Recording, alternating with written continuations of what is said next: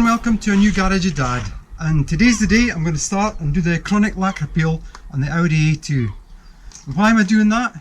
Well, because I actually go to some quite prestigious customers for my job to measure up vehicles for graphics, and if I roll up with an old Audi with lacquer peel, it's all very well rolling up with an old car in the first place, but if I roll up with one with a lacquer peel on it, it just doesn't look very good at all. And I've already parked round the back of a couple of places.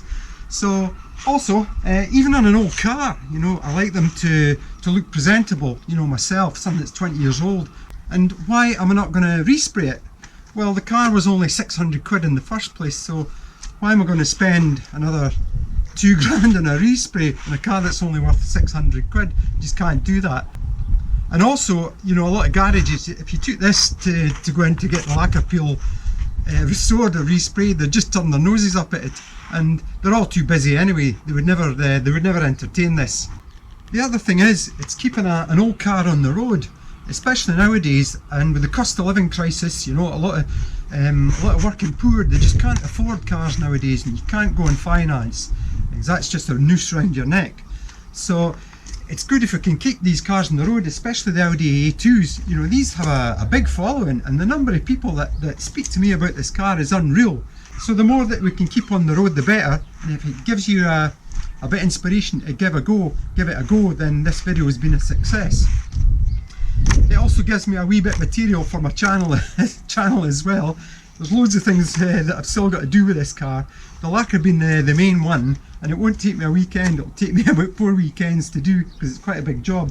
But I'm just going to do it panel by panel, door by door, and then I'm going to rub down the roof, and I'm going to vinyl the roof as well. So at the end of the day, hopefully the car should look pretty good. And I can hear you shouting out there, oh, he's doing this wrong, he's doing that wrong, but it's just how I do it, and I just want to show you to give some people, maybe a wee bit confidence to have a go and tackle it themselves. So that's all the excuses and the disclaimers out the way.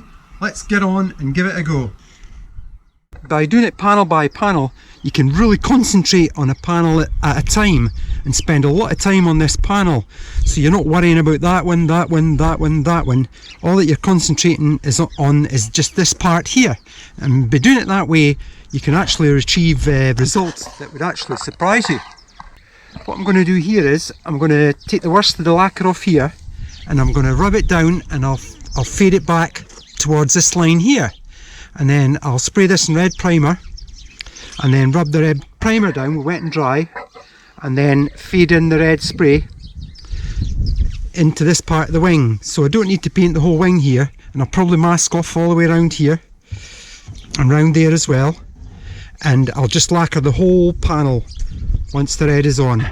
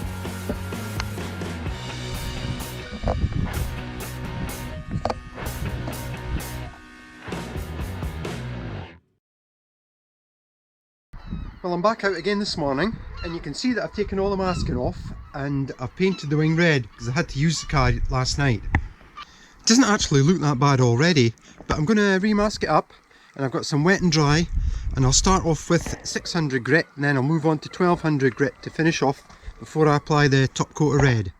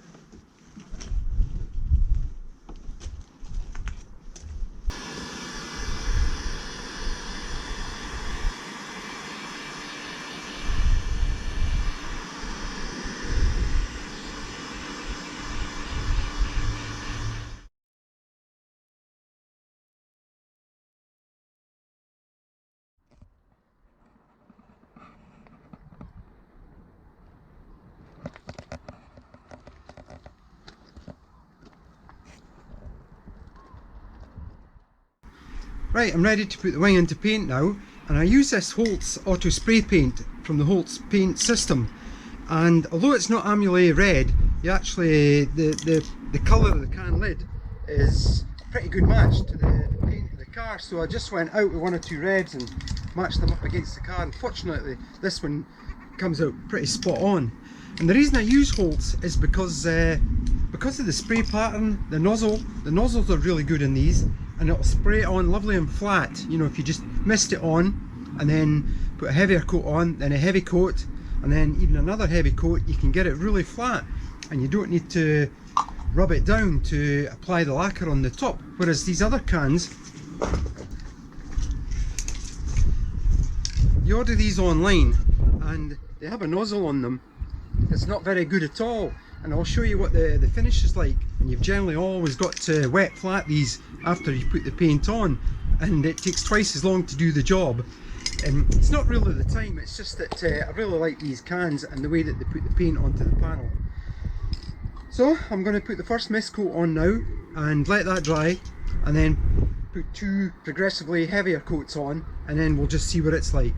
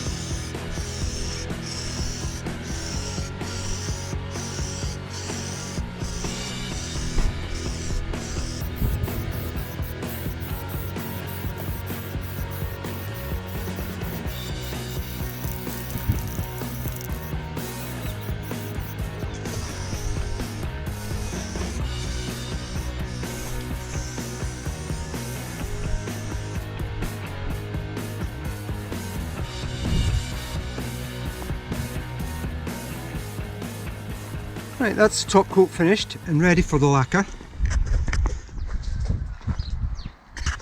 And the lacquer I use is an acrylic 2K lacquer, and you've got to be careful with this because it is poisonous, and I have a special mask that I use. So you use the base acrylic and you mix it in 2:1 with the activator, and then about 10 to 15% with some thinners.